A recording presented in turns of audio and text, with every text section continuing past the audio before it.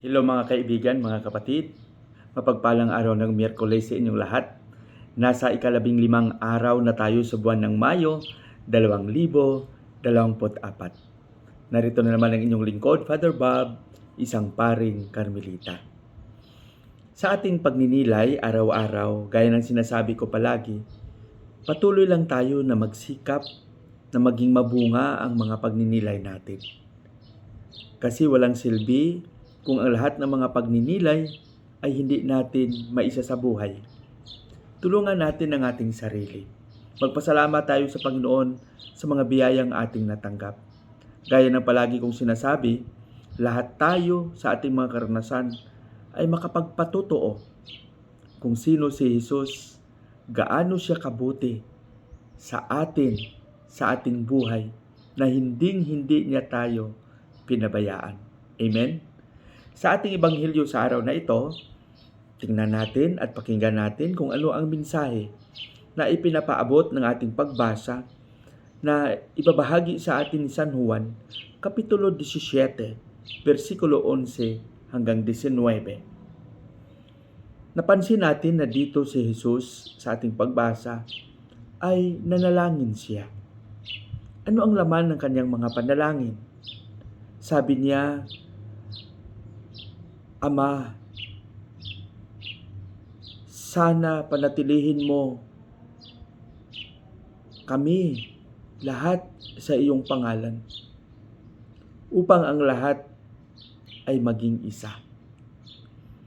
Si Jesus ay nanalangin para sa pagkakaisa. Jesus is praying for unity. Alam niyo mga kapatid, mas magandang pagnilayan din natin ito ng mabuti.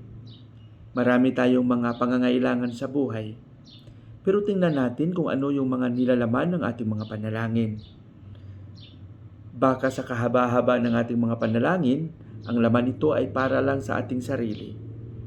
May hinihingi tayo, Panginoon, gusto ko ng ganito, gusto ko ng ganyan, gusto ko ng ganito. Sana maging ganito ako. Sana maangkin ko ang ganito. Alam nyo, kahit hindi na natin sasabihin kung ano ang pangangailangan natin, alam ni Jesus ang ating mga pangangailangan. Pero sana sa mga panalangin natin, huwag din natin kalimutan na ipagdasal una sa lahat ang pangangailangan ng ating kapwa. Lalong-lalo na ang mga nagdurusa. Lalong-lalo na ang mga nagdurusa ng patago, ang mga biktima ng inhustisya, ang mga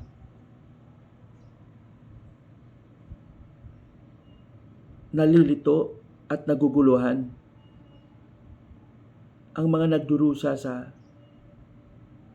sakit at marami pa. At higit sa lahat, huwag sana natin kalimutan na manalangin alang-alang sa kapayapaan, alang-alang sa pagkakaisa, gaya ng ginawa ni Jesus. Ito yung ating misyon bilang binyagan, bilang Kristiyano. Isipin natin palagi na sa ating panalangin, huwag nating kalimutan na ipagdasal ang ating kapwa. Patnubayan nawa tayo ng Panginoon. Sa ating panalangin, Panginoong Hesus, turuan mo kaming maging tapat sa aming tungkulin. Amen.